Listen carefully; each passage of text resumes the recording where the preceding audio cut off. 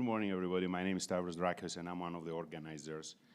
And I would like, on behalf of Craig and Joseph and our planning committee that Craig showed earlier, and you can find it online using your QR code there, to welcome you to Salt Lake City. So we will take a few minutes to introduce our keynote speaker and try to embarrass him a little bit.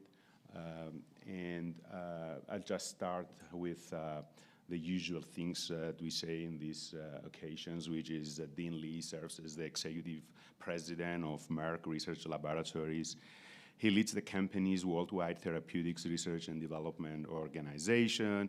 And since joining Merck in 2017, Dean served as the VP of Translational Medicine and in other leadership roles. And in 2021, he was appointed at his current position of president of Merck Laboratories. So Dean received his bachelor's in chemistry from the University of Chicago and his MD PhD from WashU, where he trained by Roy Vagelos, who he liked to say always that when he was congratulated for the graduation, he didn't wash his hand for a week because it was considered a great honor for him to talk to Roy Vagelos, who ended up becoming the king of statins and Merck.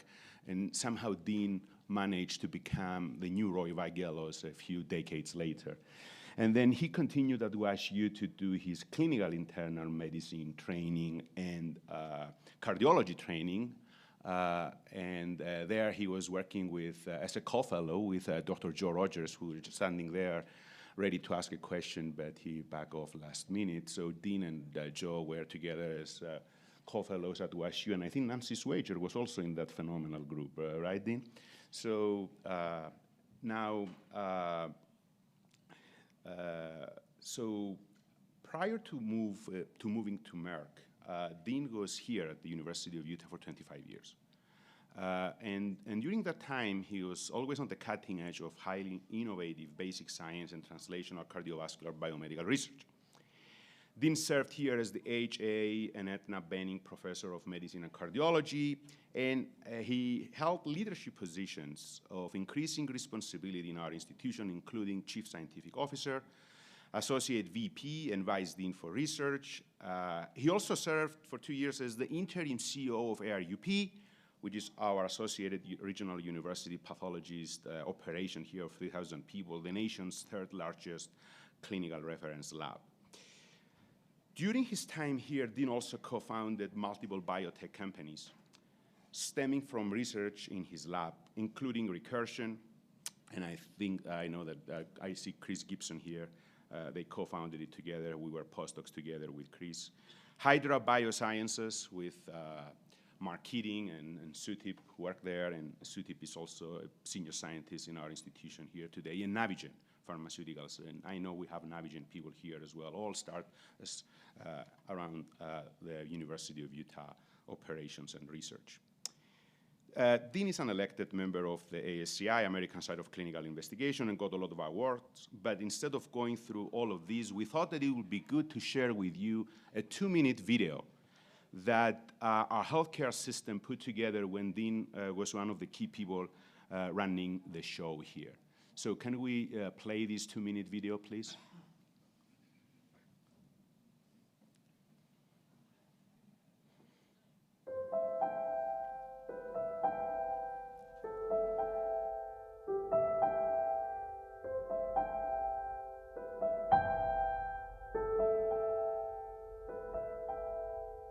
Everyone is so focused on being the best at what they do. But you have to match that with the concept that really in this day and age, you have to see association and links that other people don't see, or even if they see, they don't act on. I need to understand the things that I don't understand. I need a different type of scientist. I need to understand, how do I make something that has legs to stand? You bet on young people, you give them the resources, you take the bet. Some of them are going to fail. We as an institution have to continue to be willing to take that risk, because without taking that risk, we will not change medicine. We won't change patients' lives. we will treat the patient the same way as we did 10 years ago. If I go the other route, which is give it to the most established and only the established, that was the old Asian system and the old German system. I'm not sure if I'm supposed to say, we're kicking their butts. I mean, if I could help matchmake really smart people who have taken a chance to come together and build something that they can't even believe they could build, you tell me who has a good job. You have to interact, you have to collaborate. All we're trying to do is crystallize that innovation, that entrepreneurial spirit that is embedded in the university system. And that requires the same spirit, but a different sort of emphasis institutionally. If there's a place that can do it, it's us.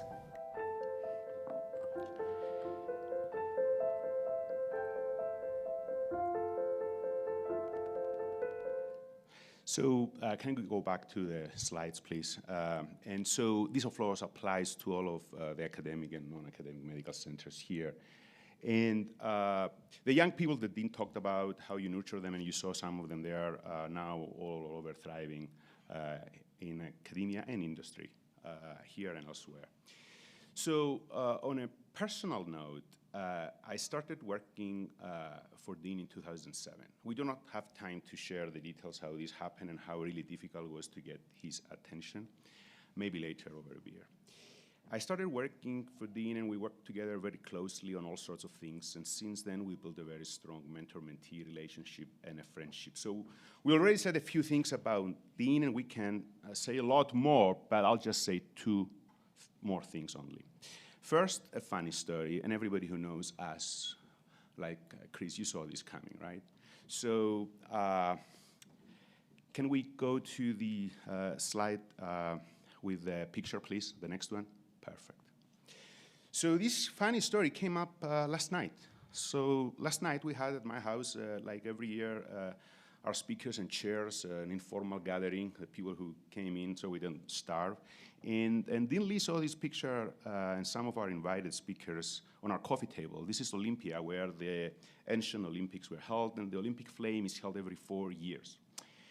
And so Dean saw this picture last night, and he goes like, this is the picture we took after that race.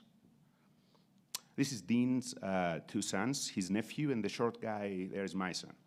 So from this picture, there's a person missing, Dean's daughter, Erica. She was a teenager at that point in time. And I reminded Dean that Erica beat him and all boys in that race, in that 100-meter race. And she was so happy that she kept running around the stadium, converting the 100-meter race to a marathon kind of thing. So my wife was there, and she said, no, she didn't beat Dean. Dean let his daughter beat him. And then, of course, I smiled, and I said, Chris, this is not how it works with Dean. He's not going to let his daughter or anybody win any race, right? So can you go back to the next slide, please? So the second thing I wanted to say is about, passion.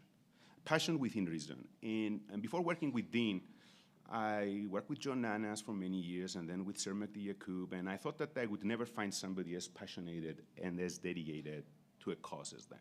Well, never say never. Over the decades, Dean trained and mentored a lot of physician investigators and scientists that are now all over the world.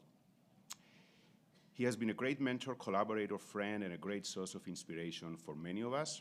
And today we're grateful that Dean took time out of his busy schedule. He was at the Congress last night, and he flew in to make it with a private jet immediately after. So thank you for making, and I hope this Congress meeting went well, Dean, for the prices of the drugs, right?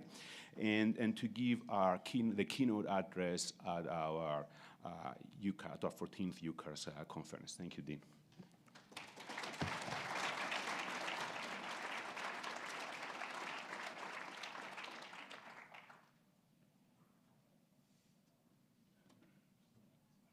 Well, thank you very much for that very generous introduction. And for those of you who are in the UCARS field, it's great to see how this symposium, and more importantly, the field has continued to flourish since its initiation with Joseph and Craig and Stavros. And then I look in the audience, and there's so many fond memories and important lessons I've learned here at the University of Utah from many of you here.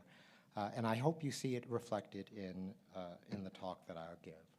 So I'm going to give a talk, and I'm going to tell you that everyone thinks industry and a university are that different. There are differences. The point of an academic medical center is to change the course of history, to change the course of science and medicine. The point of a large pharmaceutical company, to be really frank, is to find new molecules, vaccines, that address grievous illnesses that have unambiguous and promotable advantage. That's it. If you don't do it, you should go out of business. And we are in a business where you do that, and your compounds have a loss of exclusivity. And the other way that we speak about it sometimes is we are here to make some of the most important generic drugs.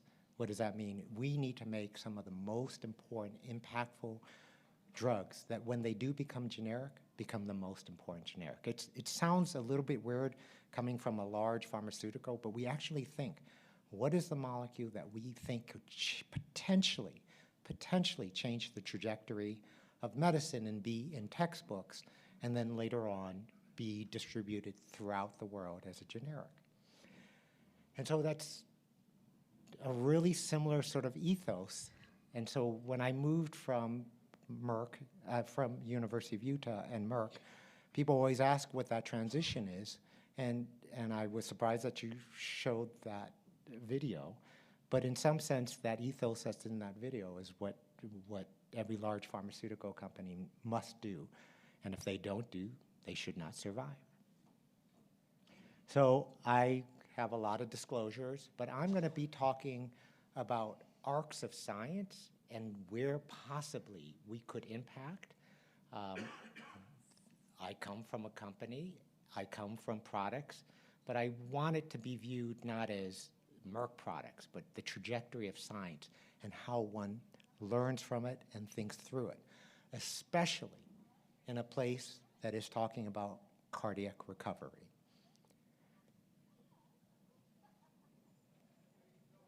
I'm going to have two major stories, and I'm going to race through them.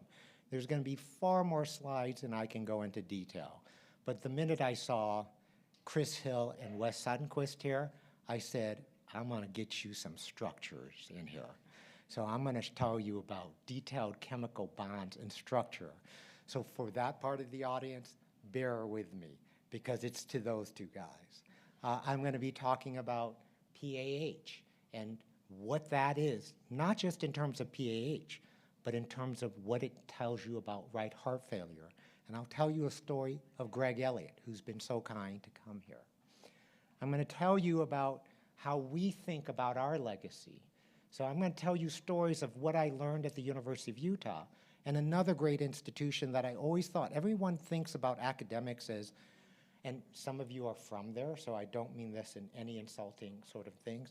You think of Boston, you think of New York, you think of San Francisco. When there are large critiques of our academic medical centers, people think about it. But so many lessons come from the University of Utah, the UT Southwesterns of the world, and to understand how rich the academic medical infrastructure that was laid by NIH has created. It is no longer a blue or red state thing, it's an American thing. And I'm going to talk about how we think about legacies, about lisinopril.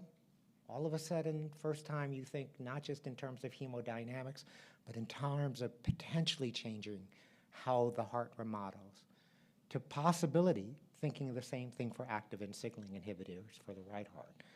How a company that forwarded statins thinks about what its legacy might be in terms of PCSK9.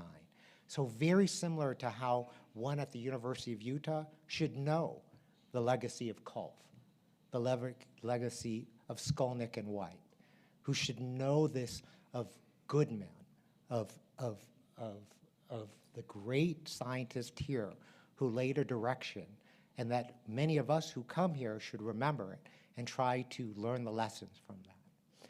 So that's what I hope to do. I will be talking about medicines, but I hope that there's no commercial tint to this conversation whatsoever. PAH, pulmonary arterial hypertension. I went to WashU, and I remember when you were a fellow, they started changing fellowship then, and I'll just say I entered medical school in 1983. So that gives you a general sense of part of the reason I left is that I didn't want to be the oldest person in the cardiology division here once Roger Friedman retired. And so now I think that's Jim Fang, and then it's, so that's why.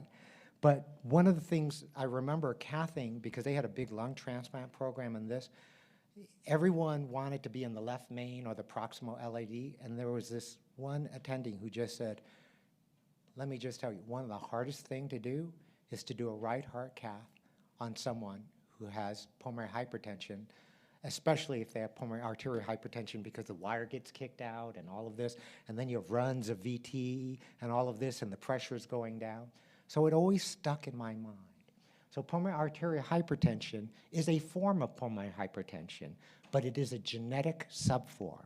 And it's always that concept of, does genetics teach you something that you can hold on like a grip on a rock? And can you pull yourself up, and may it affect pulmonary arterial hypertension, but may there be broader principles? I came to this university for two really silly reasons. You had Mario Capecchi, and you had Ray White and Ed Skolnick, and you had the revolution of human genetics and knockout mice, and my only path to ability to be successful in academics is to simply say, I'm going to take their pioneer ideas and I'm going to marry them.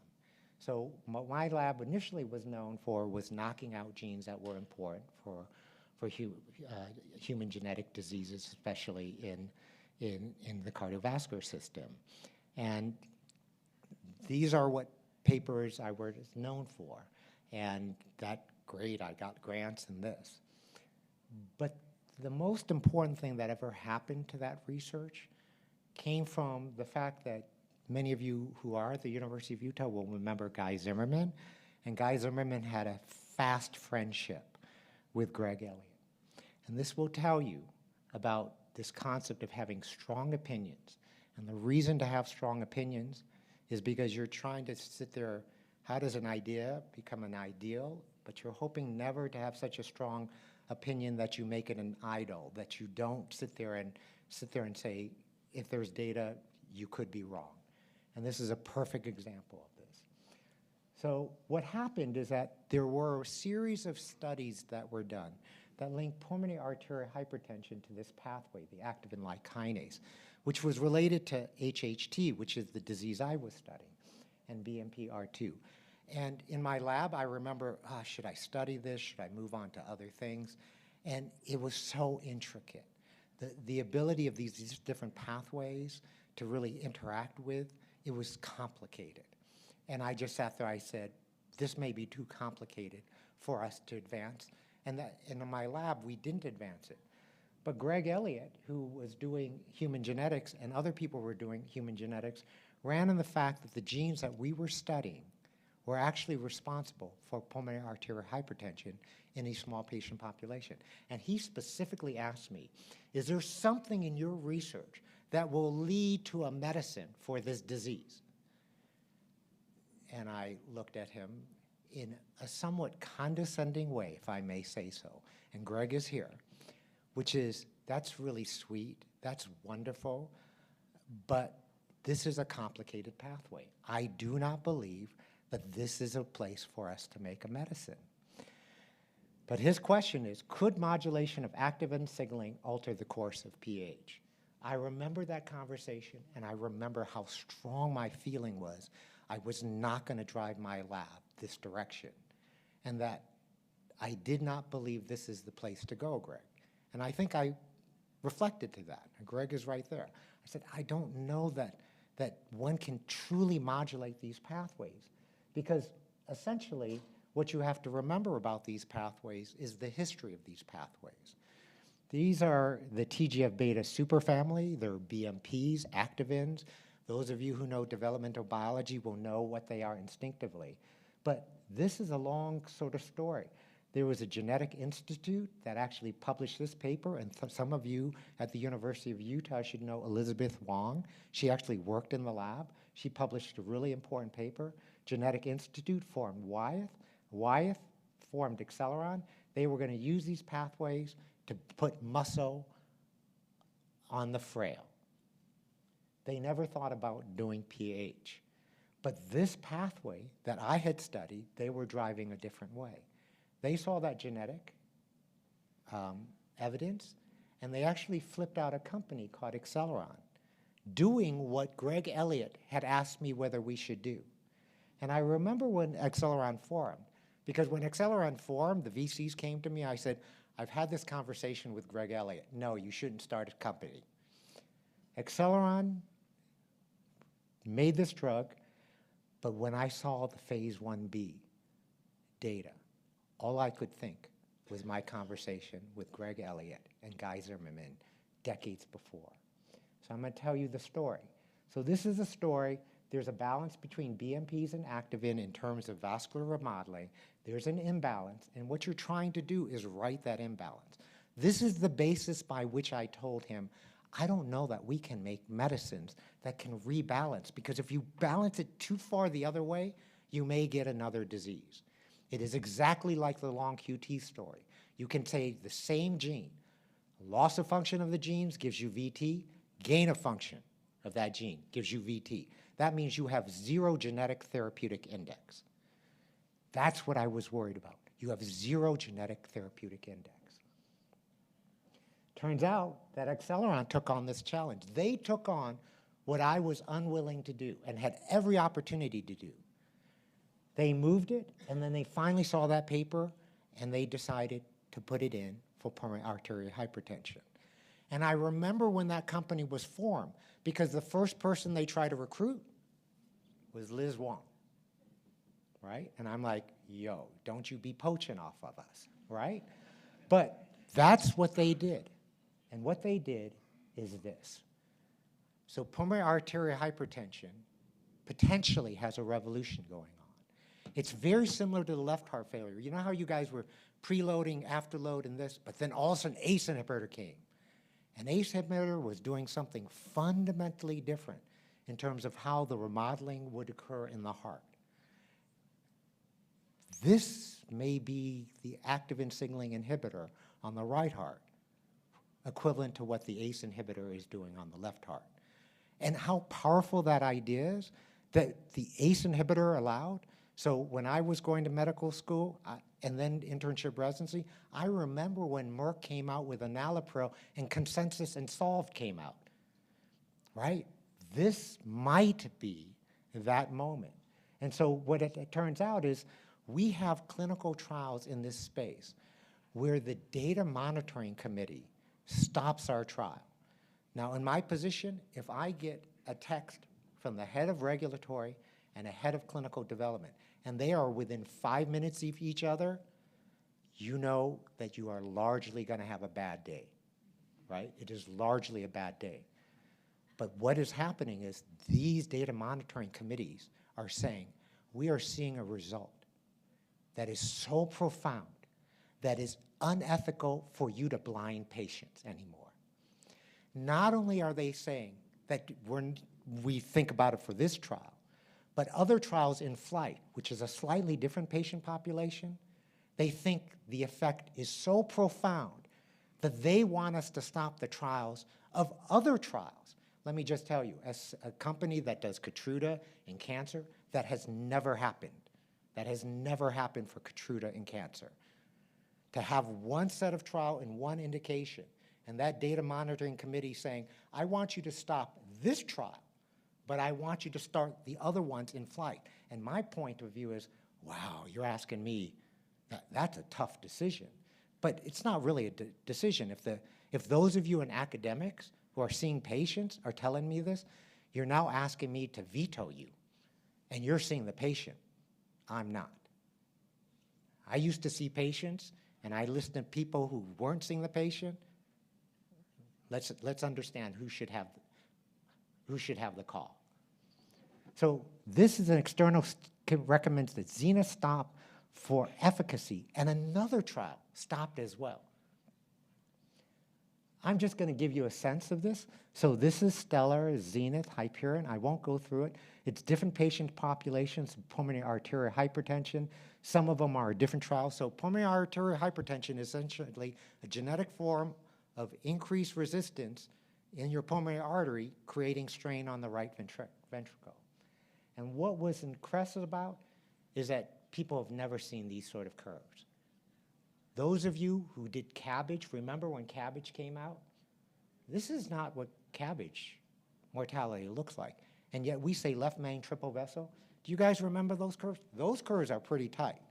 There are a few, I mean, these are the jaws of an alligator. This is a jaws of an alligator. This is when I see this, I'm like, ugh, right? I now understand what they want to say. But for me, I like running clinical trials all the way out. Sotatercept reduced the risk of composite of all-cause death, lung transplantation, and PH, worsening related to 76% compared to placebo. 76%. There is the first time on a label, that you're going to have lung transplantation of death in any of these pulmonary arterial hypertension. I mean, that means that you've moved the field. And if you look at the preclinical data, the suggestion is it may have an effect on the right side of the heart, similar to what ACE inhibitors do on the left side of the heart.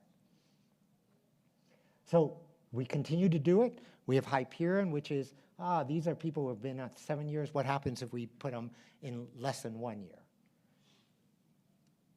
I did not want to stop this trial because the minute you stop a trial, you risk the statistics of that trial. You weaken that trial. So this is, quote unquote, not what the full power of the analysis would be if you ran it out. But I have to say that the data monitoring committee in a truncated trial was right. Because what they're worried about is alligator jaws. And what they're concerned about is how do you tell the person who's on placebo that they should stay on placebo? How can you ethically do that? This is what has happened in pulmonary arterial hypertension.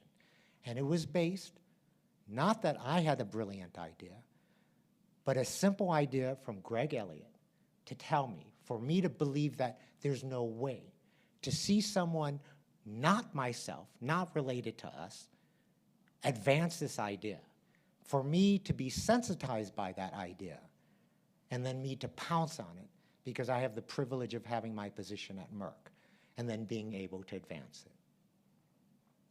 And this is an academic sort of thing. This may sound, we keep score. New England, New England, New England, New England. You want to get promoted in Merck? No different than you are at the U of U. You can have a great idea. You can tell me the program project graph, but you ain't got papers and you ain't got funding. Talk to my hand, not to my face. This is the same sort of thing. It's the same sort of thing. So this is the label. It's the first time this has happened. The interesting thing, and the reason why I want to bring it here, is all the genetic evidence suggests that you should focus on pulmonary arterial hypertension. But there becomes two places where you think in pulmonary hypertension. One is when you have lung disease. And so what's really interesting for this result is that in pulmonary arterial hypertension, there's a lot of people with connective tissue disorders, which is related to lung disease, that do extremely well. So people want to potentially advance, could this work in IPF, those sort of conditions? And when you think of those conditions, you think of TGF-beta. Well, BMP and activin is in that superfamily. The other place that people think is that in heart failure, is there a physiology that kind of looks like pH, where, for example, your pH is out of proportion to what your wedge is, even though your wedge is high? So that's what this cadence study is.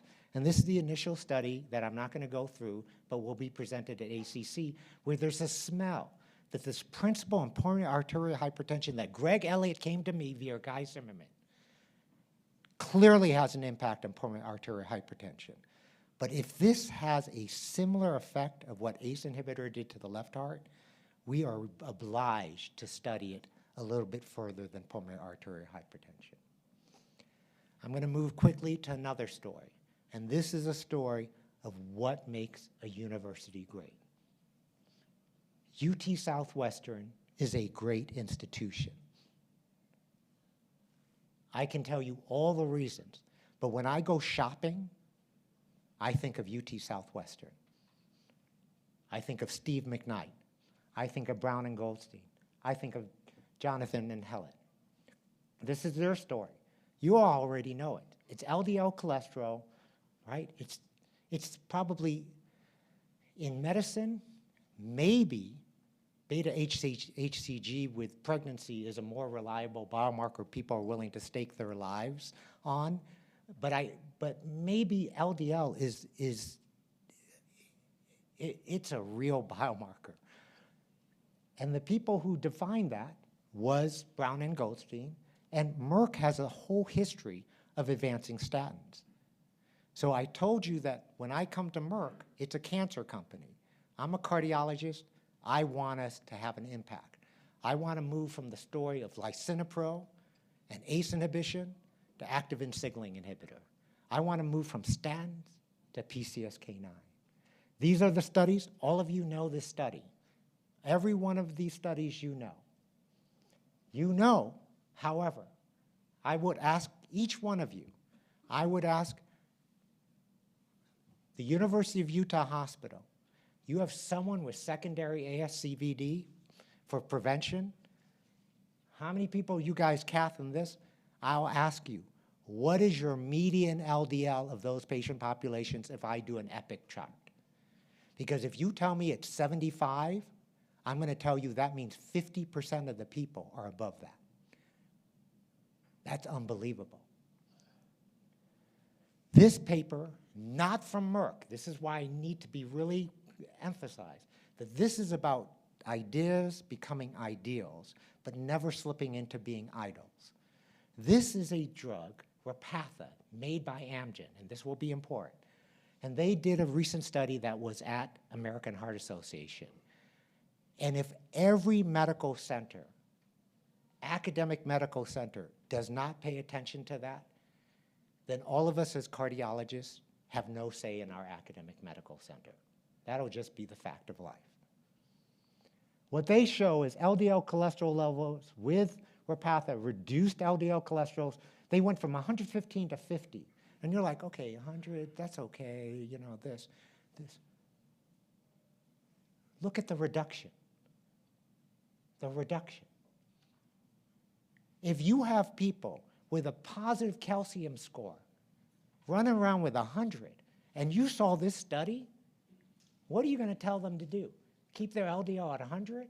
Or are you going to try to slam it and tell them to stay alive? Do not drive your LDL above 55. Is that what you're going to tell them? This is what's happening. But I want to tell you how great this institution is. I want every cardiologist fellow to go and read Brown and Goldstein's Nobel Prize. You know what they said back then? The physiologic level of LDL should be 25 to 60. This is in their Nobel Prize lecture in 1985. And I can promise you I do an EPIC check. And we're not living up to this. I promise you that. So what's the problem? So Helen Hobbs and Jonathan Cohen, they did PCSK9. People came out with antibodies, different ways to knock it down. But the issue is that if you could make PCSK9 like a statin, like something you took in the morning, that would be great. But how hard is it to take an antibody and make it a pill? Chris Hill, Wes Sundquist, I wish Michael K was here. There you go. Unnatural amino acids can do the trick. Where did I get sensitized to that? From you guys. But I didn't do D-peptide. I look Professor Suga at University of Tokyo, and I'm like, yo, that dude does chemistry like people do bonsai trees, clipping every little thing, making it perfection. It is beautiful what you can do. So we are making a molecule that can do the same thing like the antibody. So think of LeBron James with his hand. My wife said I shouldn't do it because I look nothing like LeBron James, and the size of my hand is nothing like LeBron James. But if you took LeBron James and cut his hand off and put it on that dancing toddler, does that make any sense? That's what this drug is, right? It does the exact same thing. But we need to prove it. And now, you can make these things, but these are complex. They're like 80 steps. The minute it's 80 steps, your cost of goods is out. I need to make it look like a statin, like a branded statin. You cannot have 80 steps in the synthesis. I won't go through it. I'm happy to talk to your biochemistry and chemistry, but I will just tell you that the world of molecular biology and chemistry, which used to be distinct, are crashing together. I won't go through all the X-ray crystallography. That was just for Michael K's enjoyment, because I've had to listen to 5 years of him haranguing me in my office. So this is for you, Michael K. But this is what you guys are interested in. You've got to prove it. If you believe this molecule that can be taken orally can do this, then you need to prove it. This is the data. And the data, just so fellows, you live in fear of Stavros, I live in fear of Stavros. This was presented at American Heart Association, but it is in the New England Journal of Medicine this morning. So he told me that, you know, hey, I would like you to have your talk connected with something important. So this issue of New England Journal of Medicine, it just came out. I am in fear of him. Essentially, LDL, all of these, this is LDL looking just like the antibody, right? And it's not just up and down, percent reductions. You just go there. Everything, it's LDL, LP(a), it looks just like the antibody. And yes, I score my people with their papers. So enlicitide showed reduction in LDL cholesterol, no different than the antibodies. And we know the antibodies should be given. ApoB and this, enlicitide, no meaningful imbalances. It's just, it has no adverse effects of significance, just like the antibodies don't. And the reason I want to do this is to remind you that Roy Vagelos is how statins started. Ed Skolnick is the one who drove the trials for Zocor and then later on for ezetimibe. Peter Kim came in with structural biology and chemistry. And Roger Perlmutter, who was at Amgen, who made Repatha, is at Merck. So no different than a university where I told you I came here to work with Mario and Kirk Thomas and Mark Keating and Ray White. We just stand on the shoulders of giants. Thank you very much.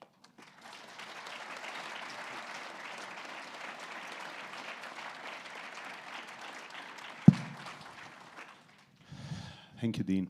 So we can have questions, but as people go to the microphone, I'm going to share a few questions I got with text messages here. Dean, I got from your loyal fan club text messages like they heard only once the word history, nothing about philosophy in your talk so far, and we need to fix that in the Q&A session, they said. So I'm going to start with the title of your talk, about industry and academia. And we in academics, sometimes we feel and we hear that we live in a bubble and that the real world is out there. And so you've been with us 25 years, and then you went to that real world that we think it's real sometimes. So the question is, knowing what you know now after fully transitioning there, do you agree with the above statement?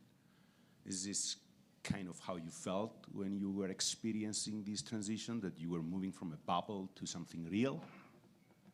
And what do you think? This is A. And B, what do you think the academic medical centers can do better to benefit more from the cooperations with this real world, right? Are we exploiting? This is your favorite word, right? You don't word like take advantage. You like the word exploit in a good way. So are we exploiting the power of industry as much as it deserves? So every one of these stories is based on a simple idea that it has been nurtured for decades. And that's something that academic medical centers can do that industry cannot do. It cannot do. Part of what I do is I have the opportunity, the best way to explain it in some terms is, in some sense, you sit as if you feel like you're Howard Hughes Medical Institute. You're trying to figure out what is the movement in science and technology, who's published, and I need to be really careful, and who's published that you trust. I need to remind everyone that in general, when I look at stuff and then we put it in our labs, maybe 20 to 30% of the stuff is reproducible in our hands. Doesn't mean that we're right and we're the arbiter of that. And so one of the things that I would be really cautious about academic medical centers is that there is a view that academic medical centers, because it has pharmacology, chemistry, and this, can become a Merck. You cannot become a Merck. I have a disciplined organization that operates in a certain way. And because of that disciplined organization, I cannot figure out that how you make an mRNA so that it doesn't degrade in a cell, and someone not being able to get grants for 10 to 15 years to do this,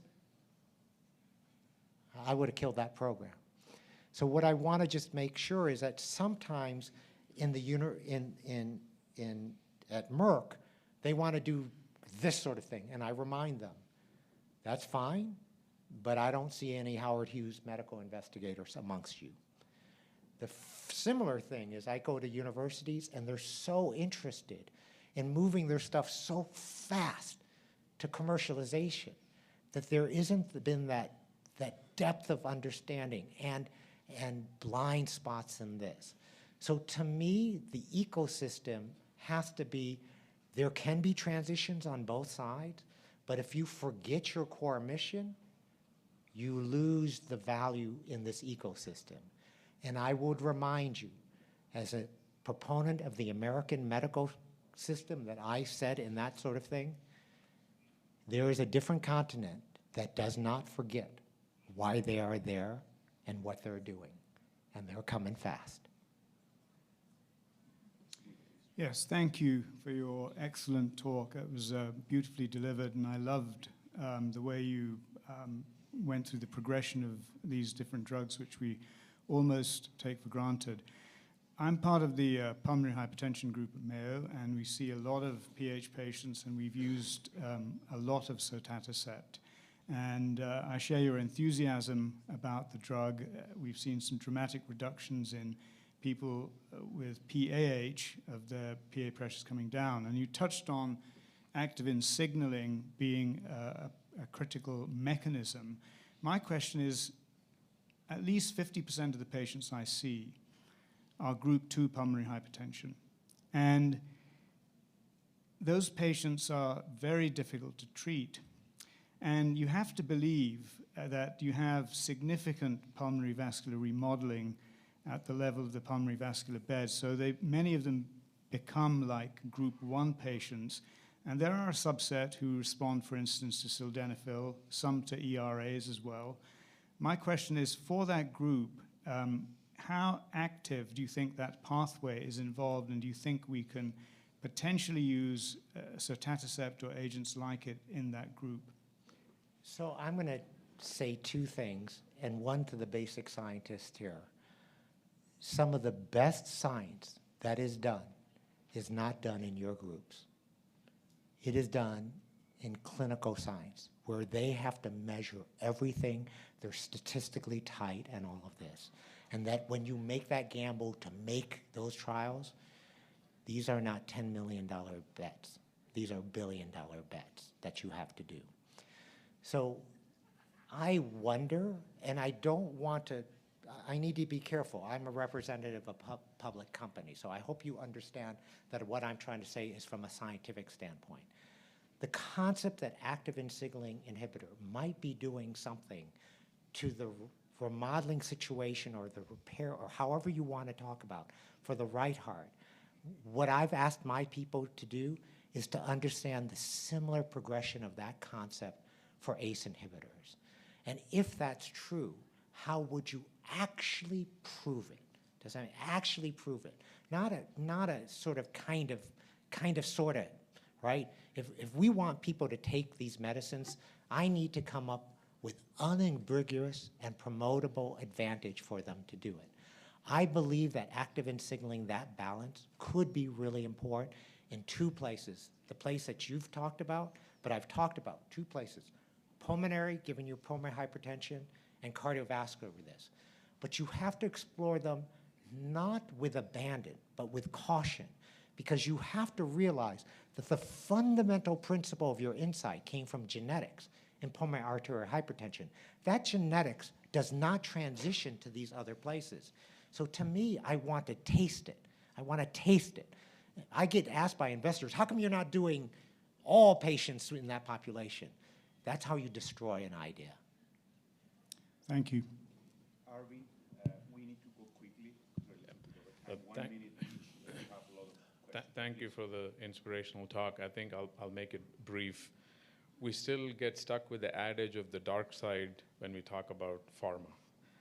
How do you, in the current world of clinical science and clinical scientists, where we struggle, where we're all clinically based, how do you systematically dismantle this adage and encourage young minds to consider a collaborative approach to be able to work with pharma or work for pharma and industry?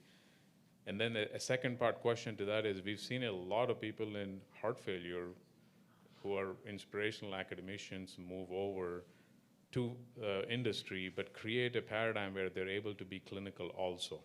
So my two-part question is, one, how do you encourage from the young minds not to consider this dark side adage? And then two, is that model of maintaining clinical medicine, is that feasible? So I'm going to say things, and Chris Gibson is going to sit there and say, don't do this. Don't do this. All I can say to those of the people who are telling the trainees it's the dark side, or the trainees who say that it's the dark side, grow up. That's all I can say. Just grow up. Our concept is that we need to make better medicines, and that is instilled by the arc of science and technology. And if we play this gamemanship, it's just not going to be good for science, technology, the university, the ecosystem. And I'm going to say something really a little political. It will destroy the ability for America to be first in medical science, because we have made America great again and again and again. And we can complain about politically administration and this, but if we at the grassroots do not understand the importance of that dance that you've just said, all I can say is other people are getting it. We need to grow up. Fantastic, Dean, as always. My question's a little bit different from a non-molecular and represents non-molecular perspective and represents my current perspective, and that is our goal is to try to treat people and prevent atherosclerosis in the population, especially say at a healthcare system that I now work in at Intermountain Health, and I tell people we now have therapies and approaches that could dramatically reduce atherosclerosis in the population. And I think that's true. And your new agent will help that. The problem I see is that we have lost the battle of public opinion on how to use these medications. In other words, when I look at our database, as you say, people who have had a myocardial infarction or a stroke, we have less than half of them taking statins. perhaps one of the greatest drugs that's been developed to prevent atherosclerosis. So my comment is there a way that it's an admonition answer almost is to yes. everyone. We need to figure out a better way to inform the public about what your new products or what our abilities So are. I don't want this in to that be regard. about our products in this, but let me just tell you the arc of AHA and ACC guidelines. In 2013, LDL levels were removed from those guidelines. Yes. There is no LDL guidelines in the American Heart Association ACC. No one tells you it should be lower than 70 or 55 or this. Who's responsible for that? Is it the public or is it cardiologists? We removed it. Now they're going to put it back this year. They're going to put it back, I assume, this year.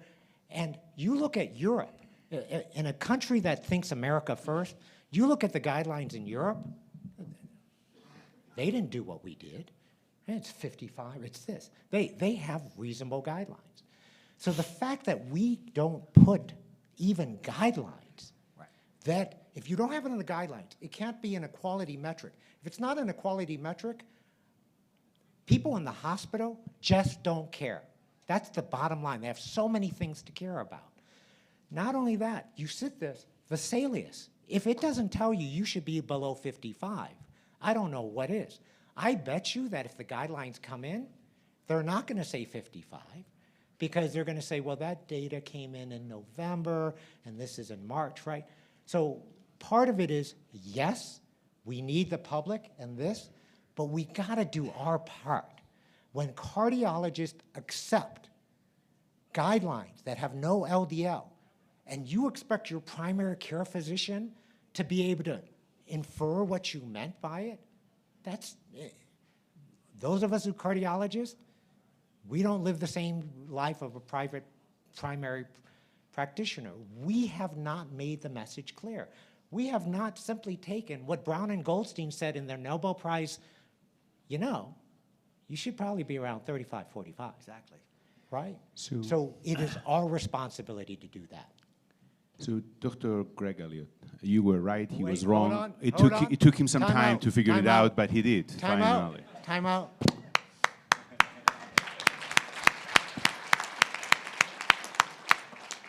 First of all, Dean, and Stavros, I'm incredibly humbled by your words.